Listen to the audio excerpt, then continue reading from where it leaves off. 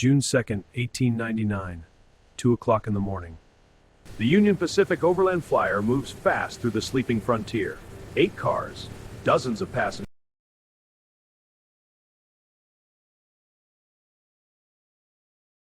On the rails ahead, a single red lantern burns. In railroad code, red means danger. Red means stop immediately. The engineer sees the signal and his stomach drops. Something is wrong. He reaches for the brake. Steel screams against steel as the locomotive slams on its brakes. Starts. Within seconds, the train sits motionless in the middle of nowhere. The prairie is silent again, but the danger has only just begun. Then shapes begin to move through the darkness. Armed riders closing in from the prairie. The first man onto the engine is the Sundance Kid, one of the fastest gunfighters in the American West. Sundance does not shout. He does not threaten. He simply raises his revolver and the conversation is already over. Behind him walks the man who planned the entire operation. Butch Cassidy. Colaboração right down to tracks in the cost out. Study details, please. Move the train forward. No trouble. No panic. Under Cassidy's orders, the locomotive pulls away from the passenger cars, leaving the travelers safely behind. Now the train is divided. The passengers are out of danger and the outlaws can work without interruption. And then there is the third man in the gang.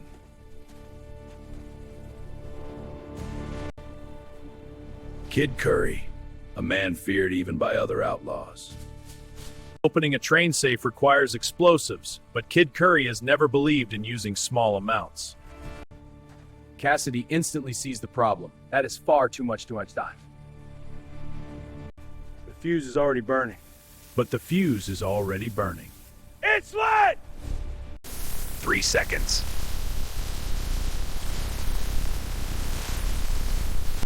Dive now!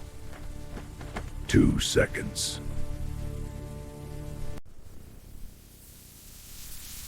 1 second. Then the night explodes.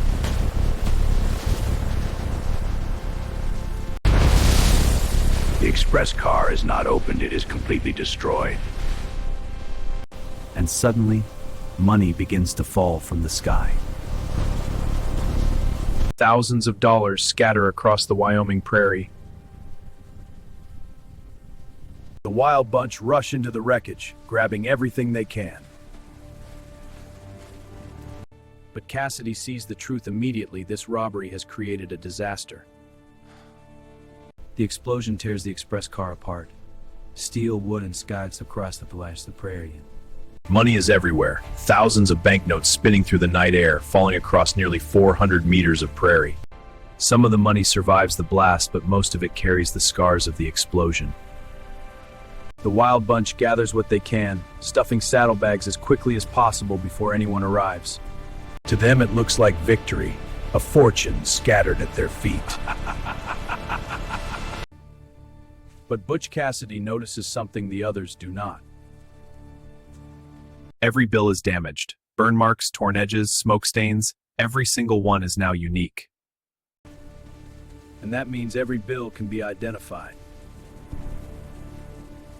Kid Curry thinks they have just become rich beyond imagination.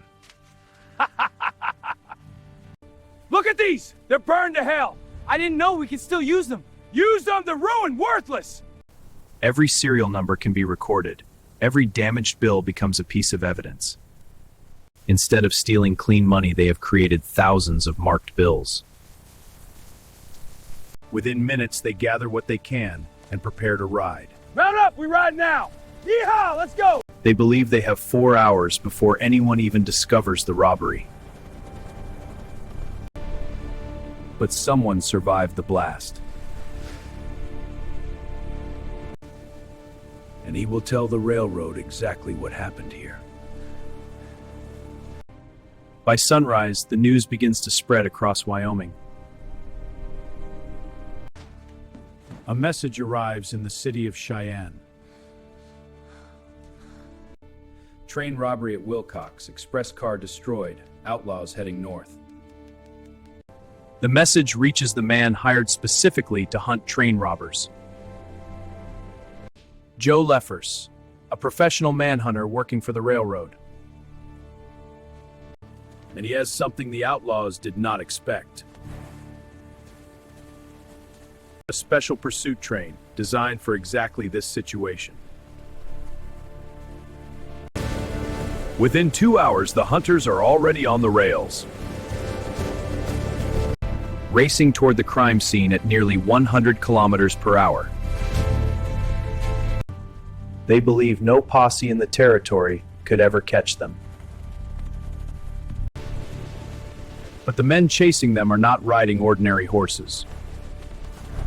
For the first time in Western history, the law is hunting outlaws with the speed of the railroad. By mid-morning, the outlaws are already more than 100 kilometers from the wrecked train. Butch Cassidy planned the escape months in advance, placing fresh horses along the route. Every few dozen kilometers, fresh mounts allow them to outrun any ordinary posse. To the outlaws, everything is going perfectly. Their destination is a place the law rarely enters. A natural fortress hidden in the Wyoming mountains, known as the Hole in the Wall. But the men chasing them are already closing the distance. Joe Leffers knows exactly what he is looking for. Fresh tracks and fast riders.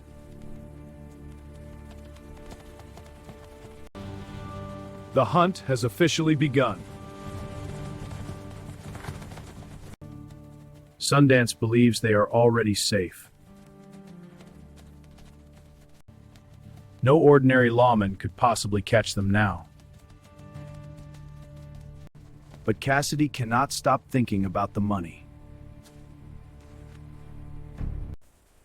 Every burned bill carries a serial number. And every number can be tracked. Kid Curry does not share that concern. To him, the robbery was a complete success. Put the money away. Now! But it's all here. I said hide it! They're coming! Cassidy knows better. Those bills will be recognized anywhere. Within hours, telegraphs begin spreading the news. Train robbery, Wilcox, Wyoming. Across the country, lawmen prepare for the hunt. All right, boys. Let's move out. And the railroad offers enormous rewards. The most famous outlaws in the West are now the most wanted men in America. And Joe LaForce refuses to lose their trail. Every track, every broken plant, every clue matters. The chase stretches across mountains, valleys, and rivers. Cassidy's escape plan continues to work. Fresh mounts keep them moving faster than anyone chasing them.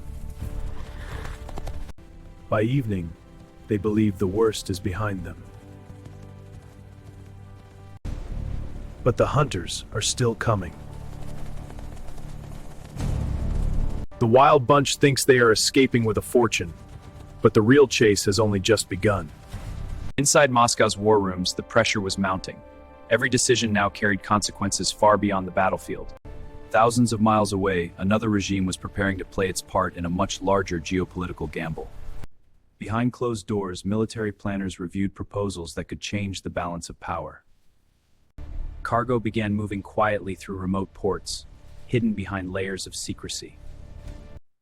The route was carefully chosen, long, indirect, and designed to avoid unwanted attention. But the movement had not gone unnoticed. Intelligence agencies were already watching. Satellite imagery suggested something unusual, cargo that didn't match the ship's official records.